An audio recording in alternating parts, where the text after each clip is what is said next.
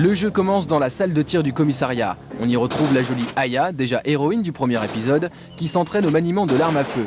C'est ainsi que l'on fait immédiatement connaissance avec le nouveau système de combat, mais nous y reviendrons très bientôt. Sinon, on se retrouve encore une fois dans des décors en bitmap sur lesquels évoluent des personnages en 3D. L'avantage, c'est que les décors sont ainsi d'autant plus beaux et fouillés, et l'inconvénient, c'est que ça reste fixe. Sinon, comme d'hab, dans les jeux Square, il n'y a aucune voix digitalisée. Bon, c'est un choix et ils s'y tiennent, mais je trouve personnellement que ça commence à faire un peu dépassé. Par contre, les cinématiques sont toujours très nombreuses et vraiment splendides. Toujours à propos des images de synthèse, certaines scènes ont carrément pour décor une cinématique animée. Regardez bien, Aya se déplace en 3D temps réel sur un fond qui lui est en revanche une vidéo en images de synthèse. L'effet est étonnant, surtout qu'il est même possible de faire marche arrière. On avait déjà vu les prémices de cette technique dans Final Fantasy VIII, mais là, il faut reconnaître qu'ils sont allés très très loin. Quant au jeu lui-même, il a beaucoup perdu de son côté RPG qui dominait le premier épisode. Même si l'ambiance est très similaire, on s'approche ici beaucoup de Resident Evil. Vous allez voir que les combats en particulier ont bien changé.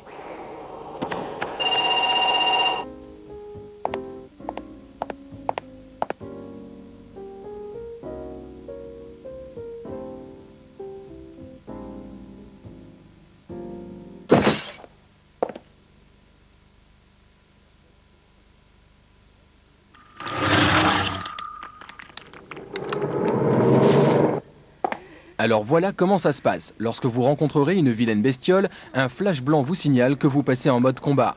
À partir de ce moment, vous ne pourrez plus fuir et devrez mener le combat à terme. Le bouton carré sert à loquer l'ennemi. En d'autres termes, une cible vient se verrouiller sur lui, vous permettant ainsi de le toucher systématiquement sans avoir à viser. Bien évidemment, si les ennemis sont plusieurs à l'écran, il faudra sans cesse verrouiller la cible sur celui qui s'approche le plus et qui devient donc le plus dangereux. Rien à dire, c'est très jouable et bien plus pratique que dans le premier épisode où chaque coup nécessitait un temps de latence assez important. Sinon, le jeu reste plutôt classique dans son déroulement et dans sa recherche d'objets.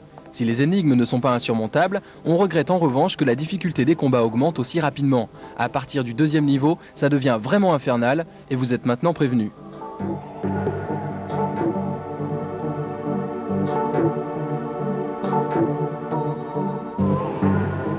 Voilà, Parasite Eve 2 est plutôt bien réussi, sans être une révolution, il reste un jeu honnête, techniquement parfaitement maîtrisé et à l'ambiance suffisamment accrocheuse pour donner envie aux joueurs de continuer. Dommage que la difficulté soit si élevée car les nombreux défauts du premier ont été corrigés. Les menus sont aussi très clairs et les déplacements bien plus souples et agréables. Quant à une éventuelle sortie européenne, rien n'est prévu pour l'instant et on peut malheureusement penser qu'elle n'arrivera jamais étant donné que Parasite Eve tout court n'est jamais sorti chez nous et c'est bien dommage.